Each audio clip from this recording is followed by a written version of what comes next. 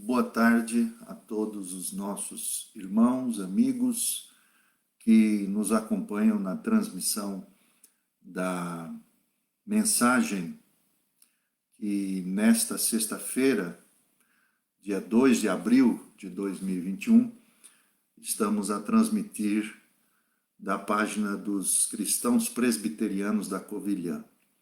Nós queremos dar a saudação a todos vocês que nos ouvem, que nos assistem, que nos acompanham. Hoje nós estamos a celebrar, juntamente com toda a cristandade ocidental, a morte e a paixão de nosso Senhor Jesus Cristo. E, portanto, eu gostaria de convidar a todos a que pudéssemos, nesse momento, nos aquietar. Hoje é um feriado, é um momento de você estar mais silencioso, mais quieto. Muitos estão a descansar por causa que estão em suas casas e gostava de pedir a você que silenciasse também um pouco a sua mente, apesar de todos os problemas e de todas as lutas que todos nós temos percebido e experimentado. É um momento de pensarmos um pouco nas verdades eternas. Nós estamos aqui justamente para trazer para você o anúncio de verdades eternas, verdades que não mudam. Verdades são princípios estabelecidos para que o Senhor se revele a nós e possamos conhecê-lo de fato como ele é. Portanto, aqui iniciamos fazendo a oração do salmista, no Salmo 119, versículo 18, e pedimos ao Senhor: ó Senhor, desvenda os meus olhos para que eu veja as maravilhas da tua lei. Hoje, então, como disse, a cristandade se reúne para comemorar a Sexta-feira da Paixão. E no domingo, todos nós, durante todos esses anos, temos comemorado a Páscoa de Jesus Cristo, a sua ressurreição. Eu sempre costumo dizer que se nos reunimos no calendário cristão para cantar a ressurreição de Cristo no domingo de Páscoa, deveríamos ser coerentes e nos reunirmos também para cantar a sua agonia e a sua paixão. Porque não existe ressurreição sem a cruz, não existe vida sem a morte. Então, o centro e o foco de todos os evangelhos estão baseados na obra de Jesus Cristo, sua morte, ressurreição. Não podemos apenas cultuar Cristo e nos alegrar no domingo de Páscoa, se não choramos os nossos pecados na cruz da agonia e da dor daquele que foi o nosso Salvador na sexta-feira. Então, estamos aqui hoje, justamente às 12 horas, estamos fazendo essa transmissão às 12 horas e não em outro horário, mas o nosso objetivo é especial nesse sentido, para que possamos também relembrarmos esse facto terrível que foi o nosso Senhor acometido. Para nós, para a nossa salvação, o Senhor morreu numa cruz. Mas então por que às 12 horas? Porque o Senhor Jesus, na cruz, ficará pendurado nela das 12 horas até as 15 horas. É o que nos conta o Evangelho. Ele já havia sido torturado pelos soldados romanos, a mando de Pôncio Pilatos, naquela sexta-feira, e os soldados o haviam maltratado, chicoteado, a tal ponto da sua carne ser dilacerada, e agora estava pregado na cruz com aqueles cravos terríveis e nas suas mãos e nos seus pés. Aqui nós nos lembramos da Escritura Sagrada. E eu quero começar lendo o profeta Isaías. Isaías capítulo 53, versículo 4 a 7, que nos diz assim, preste atenção, você está nos acompanhando, pegue sua Bíblia, e é importante que você vá averiguar isto também. Isaías 53, versículo 4 ao versículo 7, nos diz assim, certamente ele tomou sobre si as nossas enfermidades, e as nossas dores levou sobre si. E nós o reputávamos por aflito, ferido de Deus e oprimido. Mas ele foi traspassado pelas nossas transgressões e moído pelas nossas iniquidades. O castigo que nos traz a paz estava sobre ele, e pelas suas pisaduras fomos sarados. Todos nós andávamos desgarrados como ovelhas, cada um se desviava pelo seu caminho, mas o Senhor fez cair sobre ele a iniquidade de todos nós. Ele foi oprimido e humilhado, mas não abriu a boca. Como cordeiro foi levado ao matadouro, e como ovelha muda perante os seus tosqueadores, ele não abriu a boca. Portanto, meu querido irmão, ou a minha irmã, amiga, amigo que está nos acompanhando aqui, nosso Senhor foi levado à cruz. E na cruz, naquele dia, naquela situação terrível, naquela cruz ele pronunciou 7 frases que estão registradas nos evangelhos. Nelas, nosso Senhor Jesus vai revelar uma série de sentimentos e verdades que marcam e que não só marcaram, mas marcam a nossa humanidade. A primeira, ela está registrada no Evangelho de Lucas, no capítulo 23, dos versículos 33 e 34, e nos diz assim, perceba Lucas 23, 33 e 34. Aqui assim nos diz, quando chegaram ao lugar chamado A Caveira, ali o crucificaram, e aos malfeitores, um à direita e outro à esquerda. E dizia Jesus, Pai, perdoa-lhes, porque não sabem o que fazem. Aquele que sempre ofereceu perdão, continuou a interceder pelos seus algozes, mesmo na cruz. É impressionante. Ao lermos, por exemplo, na primeira carta de Paulo aos Coríntios, no versículo 2 a 8, nós encontramos o apóstolo Paulo dizer, mas falamos sabedoria de Deus, em mistério, outrora oculta, a qual Deus pré-ordenou desde a eternidade para a nossa glória. Sabedoria essa que, se algum dos poderosos desse século conhecesse, não o tivessem conhecido, se algum deles jamais teriam crucificado o Senhor da glória. Quando o Senhor Jesus diz, Pai, perdoa-lhes porque não sabem o que fazem, é a ignorância, diante da ignorância espiritual que ali está presente.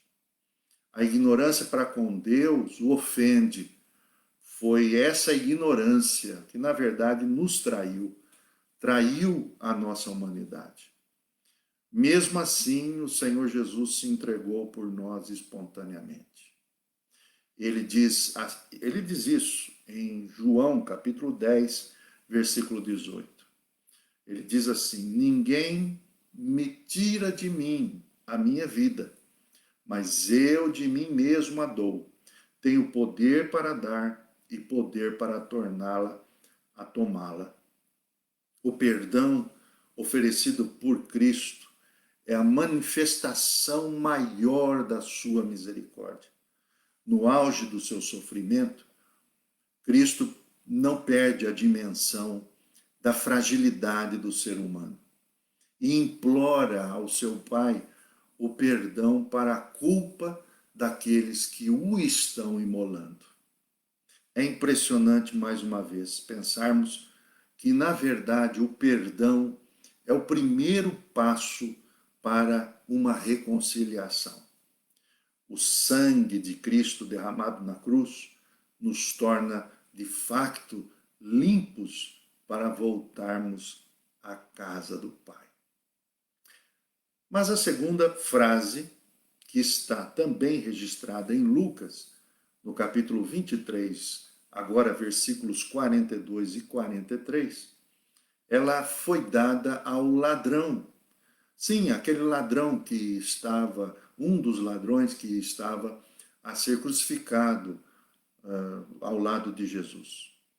E essa palavra que foi dada a este ladrão, confesso dos seus pecados, porque ele confessou os seus pecados ali, naquela situação, e admitiu a sua culpa, nós encontramos esse relato de Lucas. Perceba, o Senhor a dizer, ou melhor, primeiro, este homem ali diz a Jesus: Senhor, lembra-te de mim quando entrares no teu reino.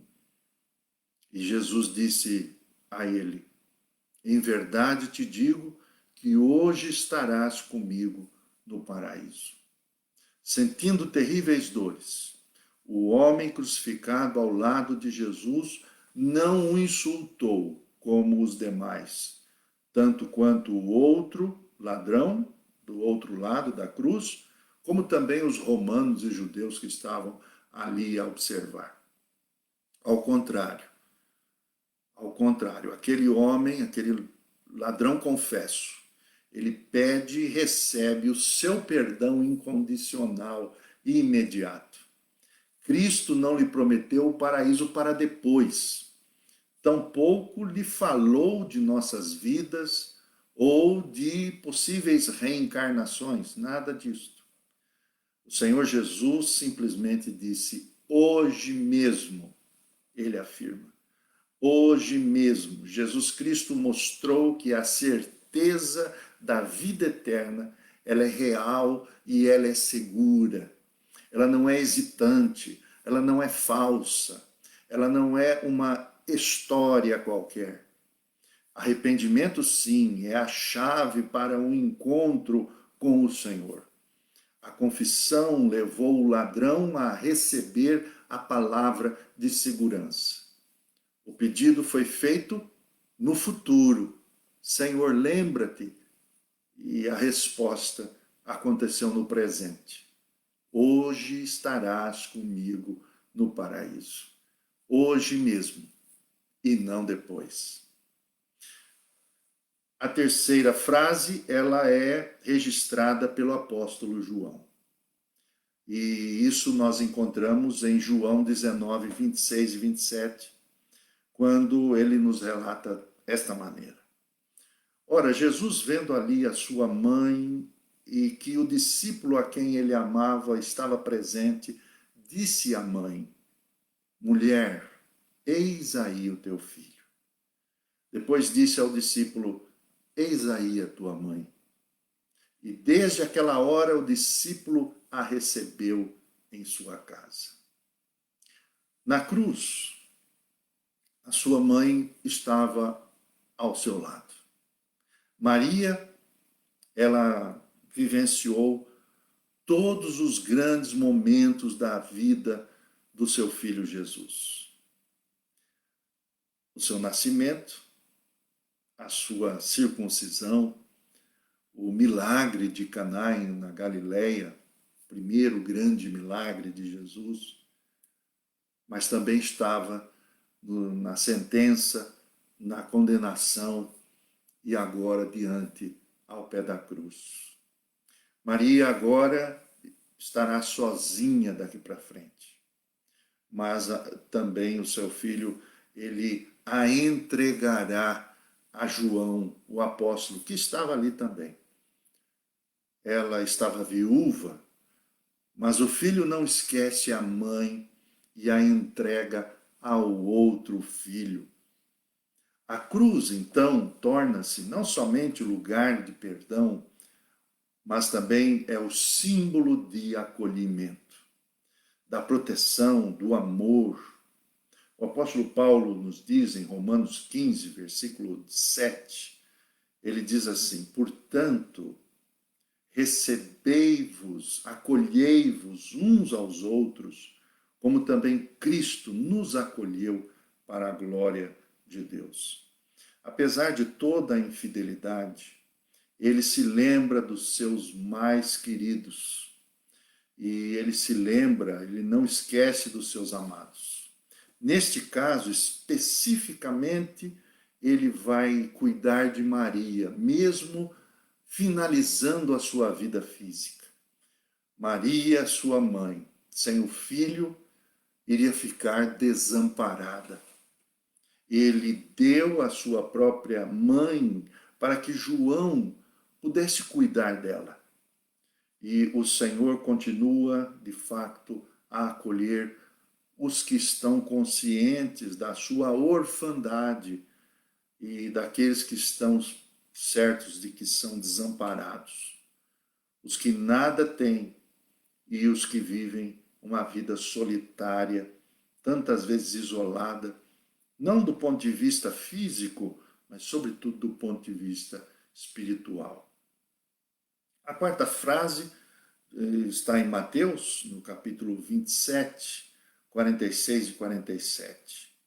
Ali nós percebemos o evangelista Mateus a descrever aquele momento, aquela hora específica que é chamada de hora sexta. Perceba o que ele nos diz.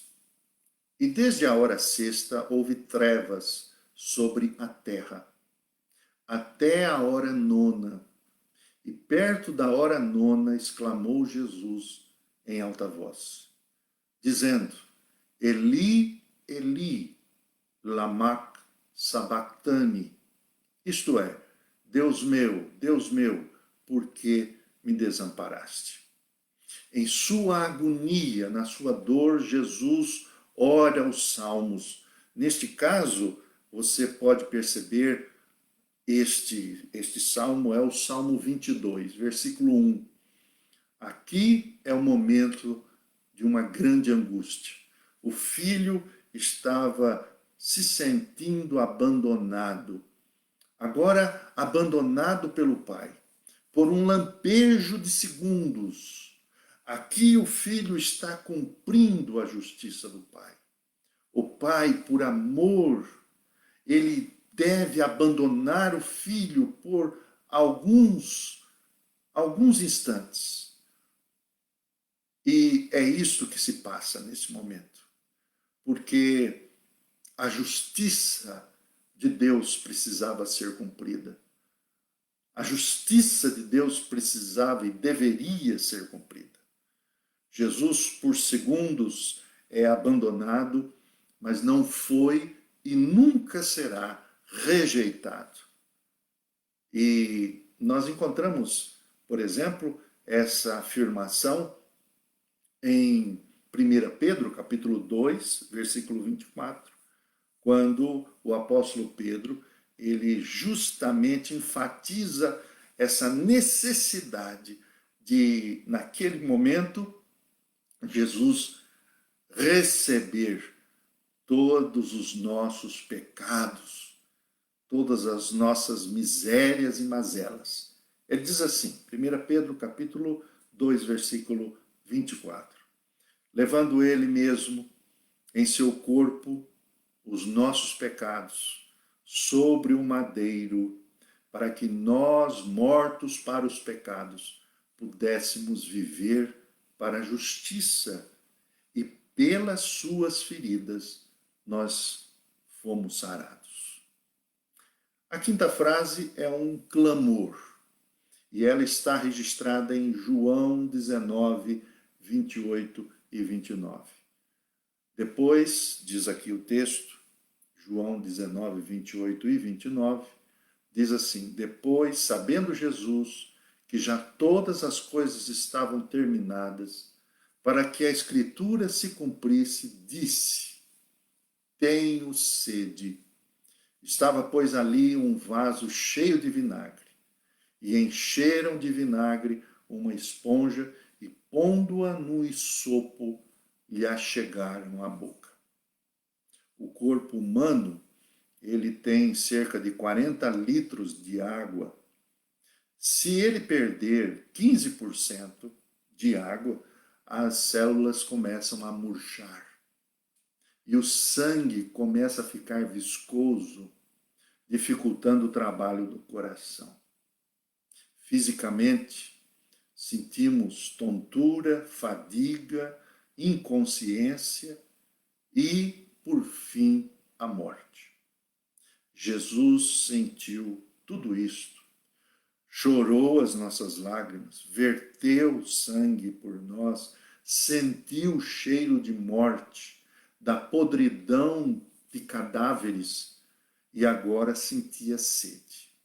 Aquele que sempre dessedentou o sedento e agora também, ou melhor, sempre ofereceu a água da vida, agora recebe vinagre como resposta à sua súplica.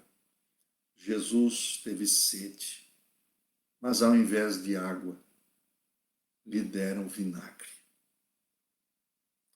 A sexta frase está registrada também em João, logo depois desse momento, no capítulo 19, versículo 30, quando nós percebemos. Quando Jesus tomou o vinagre, disse: está consumado. E inclinando a cabeça, entregou o Espírito. Essa palavra está consumado, ela é muito, muito importante e muito forte naquele contexto, como também em todo o propósito eterno de Deus. O Senhor Jesus disse: está pago, está finalizado.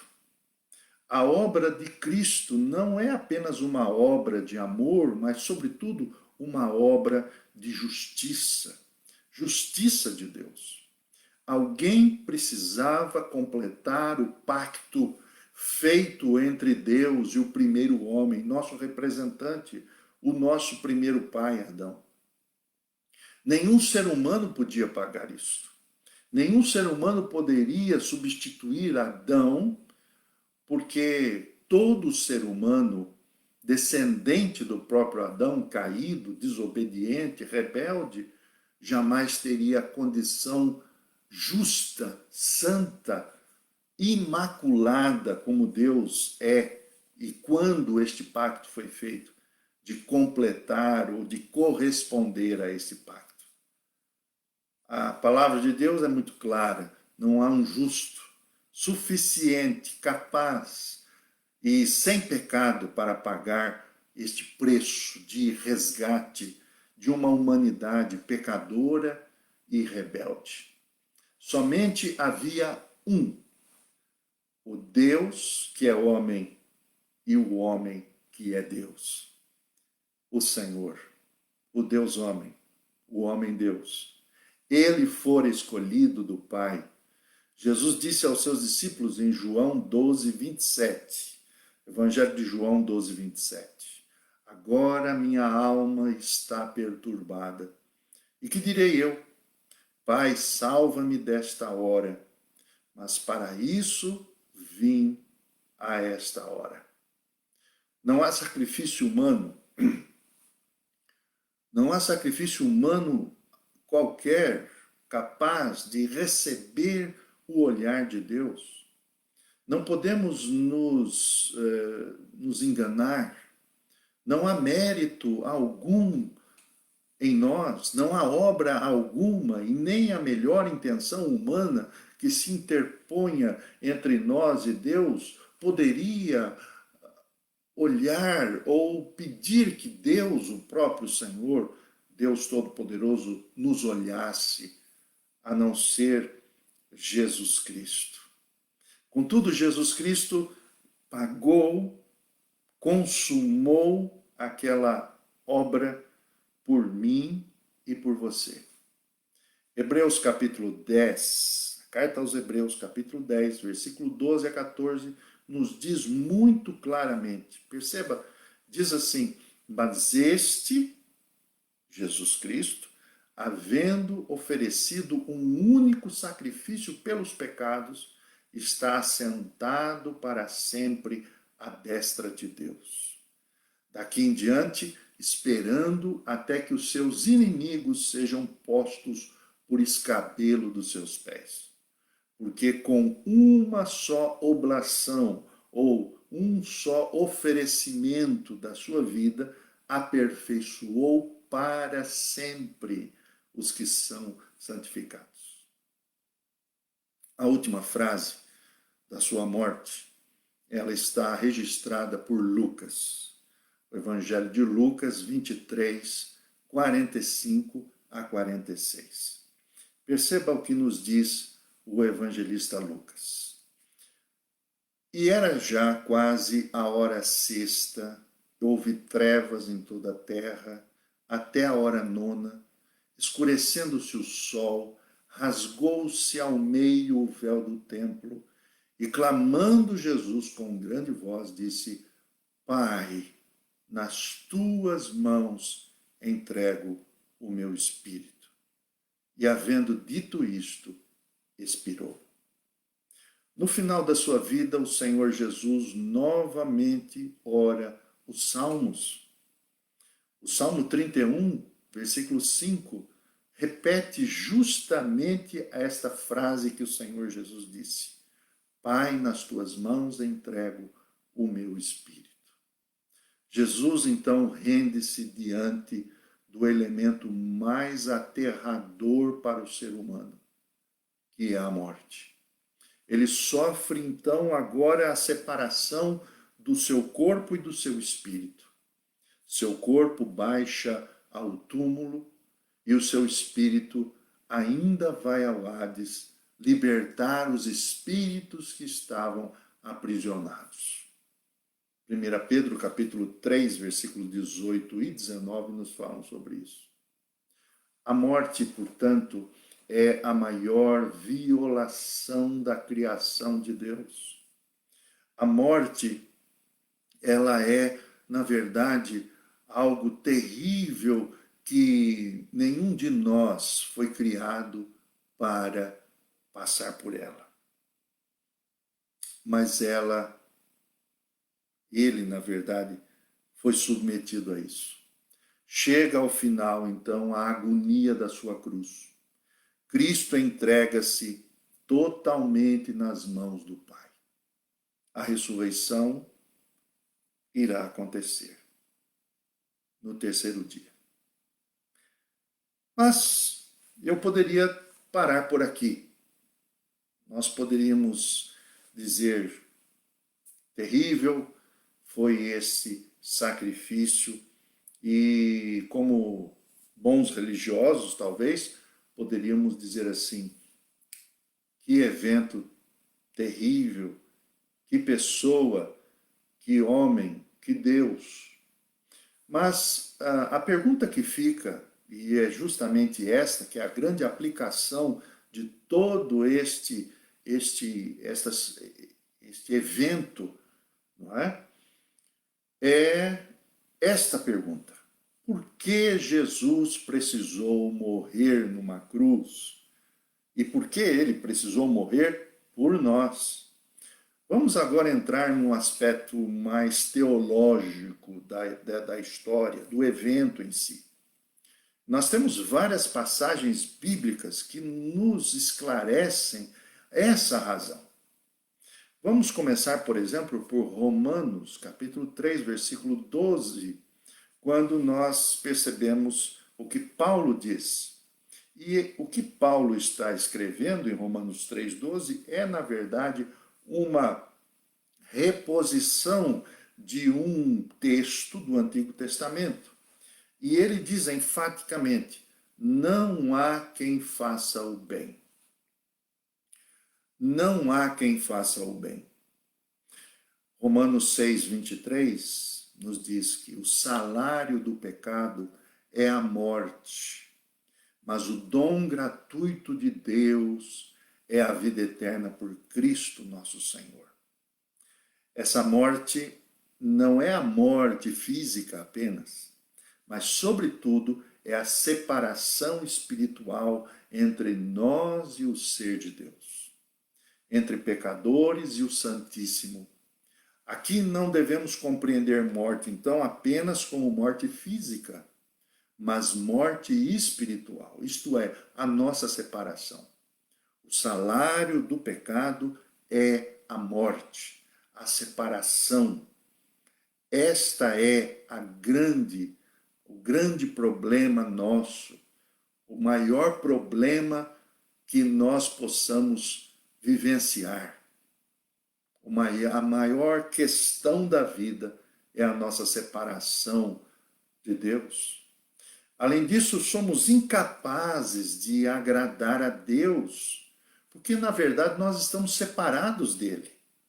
Não há compatibilidade entre a santidade dele e a nossa pecaminosidade. Muitos acham que Deus, ele, por ser tanto amor, ele esquece dos nossos pecados, da nossa natureza humana rebelde e arrogante, que se coloca em contraposição ao próprio Deus. É um ledo engano isso. Deus é justo. Perceba, por exemplo, o que está registrado em Romanos 8, versículo 8. O apóstolo diz assim: portanto, os que estão na carne, isto é, submetidos à natureza humana, não podem agradar a Deus. A consequência de toda a humanidade, qual é? É derrota, é miséria, é escravidão física e espiritual. Paulo já nos dizia isso em Romanos 7:24, através da sua própria experiência. Ele dizia: miserável homem que sou, quem me livrará do corpo desta morte? E nada que façamos em nossa condição, que é uma condição miserável, poderá mudar a natureza de Deus, porque Deus é justo. Perceba, meu querido, que está agora nos acompanhando, nada do que eu ou você possamos fazer através dos nossos esforços, da nossa religiosidade, da nossa honestidade, da nossa moral, poderá se interpor ou poderá completar ou chamar a atenção de Deus. Não, de jeito nenhum. Nós somos miseráveis. Portanto, percebemos que se nosso Senhor Jesus, seu Filho, o Filho de Deus, não se encarnasse e não morresse por nós, jamais poderíamos ser acolhidos por Deus. A condenação de seres humanos culpados e rebeldes contra o justo Deus é o banimento eterno. É estarmos eternamente longe de Deus e da sua glória. Mas existe um mas neste caminho. O mas, ele significa uma reversão. Houve uma reversão. Jesus tomou o seu lugar. Jesus tomou o meu lugar. E aí nós encontramos a reversão de tudo isso. 2 Coríntios capítulo 5, versículo 21, o apóstolo Paulo nos diz, com palavras tão sagradas, ele diz assim: aquele que não conheceu o pecado, ele o fez pecado por nós. Quer dizer, Deus o fez pecado por nós, para que nele, em Cristo, pudéssemos ser feitos justiça de Deus. Romanos 3:24 ainda nos conta como isso acontece. O apóstolo Paulo, em Romanos 3:24, nos diz assim: mas agora se manifestou a justiça de Deus, tendo testemunho da lei e dos profetas, isto é, a justiça de Deus, pela fé em Jesus Cristo, para todos e sobre todos os que creem, porque não há diferença. Porque todos pecaram e destituídos estão da glória de Deus, sendo justificados gratuitamente pela sua graça, pela redenção que há em Cristo Jesus, ao qual Deus propôs para propiciação pela fé no seu sangue, significa pelo sacrifício do seu sangue, para demonstrar a sua justiça pela remissão dos pecados dantes cometidos sob a paciência de Deus. O significado, portanto, meu querido e minha querida amiga, irmã, irmão, o significado é que tudo isto contribuiu para a salvação dos homens e que, se contribuiu para esta salvação, deve ser encontrada, na verdade, só em Cristo. Só em Cristo. E não deve ser para ser procurado em qualquer outro lugar ou qualquer outro meio, ou procurarmos um outro meio para sermos vistos agradáveis por Deus. O reformador João Calvino, ele comenta um dos textos bíblicos que nós estávamos a ver, quando ele está a falar sobre está consumado. João Calvino, ele afirma justamente isto.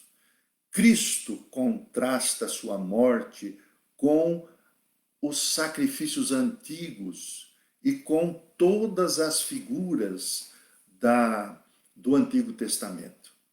Como se ele tivesse dito: de tudo isto que foi praticado sob a lei, não havia nada que tivesse qualquer poder em si mesmo para fazer expiação pelos pecados, para apaziguar a ira de Deus e obter justificação.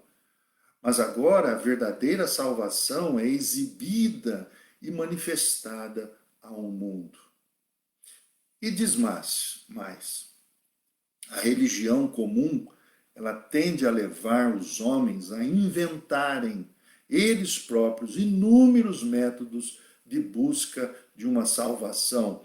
E, portanto, nós inferimos que está transbordando-se de abomináveis sacrilégios.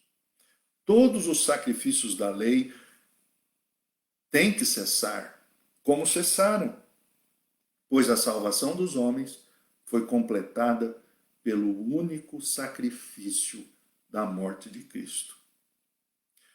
O pregador, doutor, médico David Martin Lloyd Jones, ele chega a comentar justamente sobre essa questão do está consumado. As pessoas, diz ele, as pessoas não acreditam nas Escrituras, não parecem, as pessoas que não acreditam nas Escrituras parecem não perceber completamente que o nosso Senhor Jesus fez o que ele fez na cruz do Calvário. Eles podem aceitar a sua morte sacrificial e expiatória, mas eles não conseguem perceber as implicações da morte de Jesus.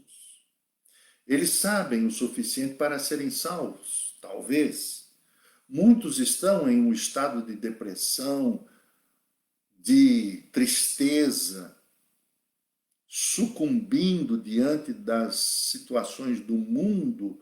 Muitos estão nesse estado, diz o Dr. Lloyd Jones, porque não percebem plenamente o que isso significa. Eles esquecem que o anjo, quando anunciou a José, o pai humano de Jesus, quando estava para receber Maria, eles esquecem, essas pessoas esquecem, que o anjo disse que Jesus salvaria seu povo dos pecados deles. O anjo não disse que ele salvaria de todos os pecados, exceto algum único pecado que se tivesse cometido. Não, não, não, não. Ele salvaria seu povo dos seus pecados. Não há qualificação aqui. Não há limites aqui. Os pecados todos foram colocados ali, naquela cruz. Cada um deles. Não há limites, não há nada deixado para trás. Todos os pecados estavam ali, sob o Cordeiro de Deus. Cada um deles. Ele disse, está consumado, está finalizado. Não somente os pecados cometidos no passado, como também todos os pecados que ainda seriam cometidos, foram todos derramados naquela cruz terrível. Os teus pecados do passado e os teus pecados ainda que você cometerá foram derramados sobre Jesus. Portanto, nesse dia, que é um dia também especial, hoje nós vimos um pouco sobre o sacrifício de Jesus Cristo por nós. E a pergunta que eu quero terminar é essa: e você?